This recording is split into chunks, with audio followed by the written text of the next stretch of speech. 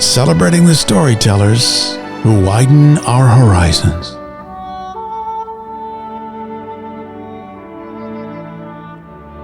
Authors on the Air. That is such a special feeling when you hit that note and it just, everything comes together, and there's that great line in the dialogue that you weren't expecting, and that little tiny problem that you felt was going to present itself never did, because you could swipe right through it. And yeah, that zone is, I wish I could get there more often.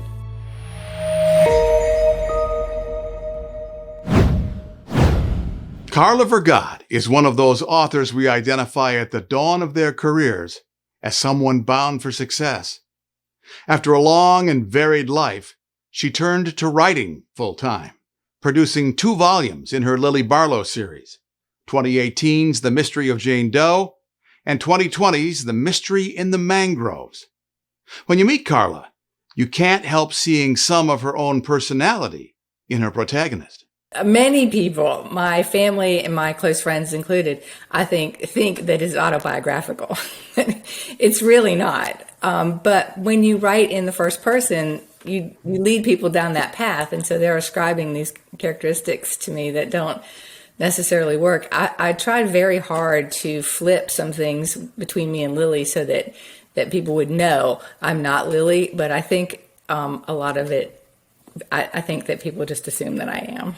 There are countless laugh-out-loud moments scattered throughout Lily Barlow 1 and 2, tucked right between those sitting on the edge of my chair moments, the delightful and uniquely clever Lilyisms, and a story that grabs my attention. The Lily Barlow series resists categorization. Is it a romance? Is it a mystery? There's those fine lines. Does it really have a happy ending? We don't know because the story hasn't ended yet. Like all those kinds of things. That is it a cozy romance? No, it's not, because it is explicit. Is it a mystery? No, it's not a whodunit. We never find out. Like so many reasons that it can't be certain genres. So that's why I borrowed another author's phrase and I call it rom-com story. Romantic comedy plus a mystery. She is down home, earthy, charming. Her accessibility to her readers is beyond compare. That shines through. And Lily, her main character, boy, is she quirky, funny, and her book is genre-defying. For me, listening to Carla Vergot narrate her story added a new dimension of spice to both her first-person star and to the book. When you can't sleep, I read you're supposed to get out of bed and do a physical task, like folding laundry, until you get drowsy. I laughed at the thought of Miss Delphine finding me down in her laundry room at stupid 30 in the morning. I could see her standing there in her Grammy robe, hair set in a mangle of those antique black curlers, the ones with the bristles, holding a frying pan or a shotgun, one. As I debated the chore of getting out of bed to test the theory of the physical task, I heard the unmistakable sound of gravel being disturbed in the driveway. Jack. I think that the author can emphasize things differently than voice talent because you wrote that and you know how it was supposed to come across. And so I was able to do that. Carla's resume includes a lot of writing, term papers in college, work for nonprofits, and ultimately one of the toughest jobs in the world. She became a teacher. But the desire to be a storyteller was always whispering to her, and the day came when Carla listened to her heart and changed her life. It's such a hard thing to be a teacher these days, and probably always has, but especially now. And this was before COVID when I was teaching, and it just came to the point where I couldn't do it anymore. I couldn't bring that level of energy and expertise all at the same time. So I decided to take a sabbatical and I wanted to write a book. It was a good time for our family. So that's what I did. I took a year off teaching to write the first Lily Barlow. I enjoyed it so much that I resigned at that point from teaching to write the second. And so hopefully this will eventually turn into a career. It hasn't yet. It's so hard to sell books in this market. There are so many books to read, but hopefully there will come a tipping point with this series that it starts to kind of move forward on its own, and I'm looking forward to that. For each of us, there is some dimension of the craft that stymies us. In Carla Vergott's case, what kept her from fleshing out her notion of Lily Barlow was a discomfort with writing dialogue. I started paying attention to people talking and listen to how men express themselves differently than how women express themselves. And I think that made the dialogue come alive.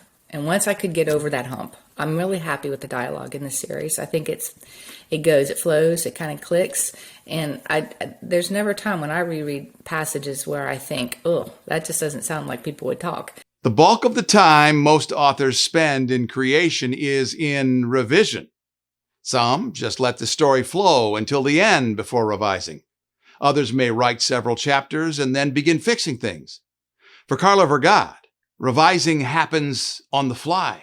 That slows me down an incredible amount because there are times when it's 250 words, but it's over and over and over in a day. And that's all that gets done because you rewrote it 8 times. But I'm happy with that process because at the end, I feel good about the story. Every successful author imbues a story with something special that attracts an audience. In Carla's case, the humor is the thing. I think people like the chance to laugh. And I think Lily is a great focus for that. She's funny. She doesn't take herself too seriously. Nobody else takes her too seriously. So it's pretty easy. It's a pretty easy story. A true Renaissance woman, Carla Vergot can be found camping, fishing, or driving a Jeep cross-country. At one time, she kept bees and chickens, the latter finding their way into a Lily Barlow plotline.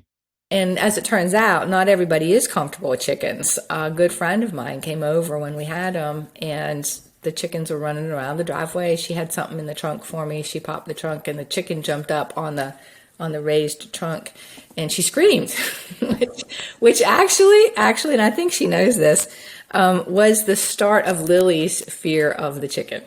Like that whole thing came from that exact, because it was hilarious.